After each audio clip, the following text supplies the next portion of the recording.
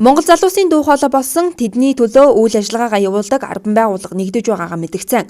Тэд залуучуудын төлөө ярьдаг биш хийдэг байх хэрэгтэй гэдгийг өөрсдөөсөө эхлэн хэрэгжүүлж нэг гэр хөдөлгөөнийг эхлүүлээд байна. За манай улсын хэмжээнд тулгамдсан олон асуудлыг нэгдүгээрт бишигддэг ядуурлын тухай залуучууд хараад суухыг хүссэнгүй. За нийслэл хотын нийт нутаг дэвсгэрт энэхүү хар бараанаар дүрсэлсэн хэсэг нь гэр хорооллын буюу орлогын төвшин хит бага ядуу амьдралтай айл өрхүүд амьдарч байгаа бол за шар хөнгөр тэмдэглэсэн хэсэгт дундаж орлоготой хүн ам төвлөрчээ. Харин ногооноор тэмдэглэсэн хэсэгт үйлдвэр жилтийн хэсэг болон тансаг зэрэглэлийн амьдралтай айл өрхүүд багтаж байна. Нэг гэр хөдөлгөөн гэдэг нэр нь Монголын залуучууд санаачлагаараа тийм ээ орон гэргүй байгаа хүмүүстэй туслах нэгдүгээр, хоёрдугаарт нь орон нутгаас орж ирсэн шилжилт хөдөлгөөний нэгдэг иргэний бүртгэлтэй бүртгэгдэж амжаагүй залуучуудын судалгаараас эднэрийг бүртгэжүүлэх, хоёрдугаарт нь орон байртаа болох хүнд гал голомт гэдэг зүйл ямар их хүнцэнтэй байдаг вүлээ тийм.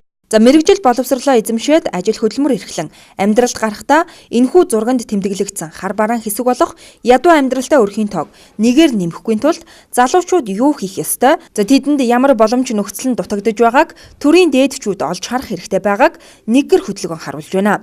Дээр үйл ажиллагааны хүрээнд залуучууд 120 гаруй ядуу өрхийг сонгон дэмжлэг үзүүлэхээр хамтрагч байгууллагуудаа санал тавин ажиллаа эхлүүлжээ.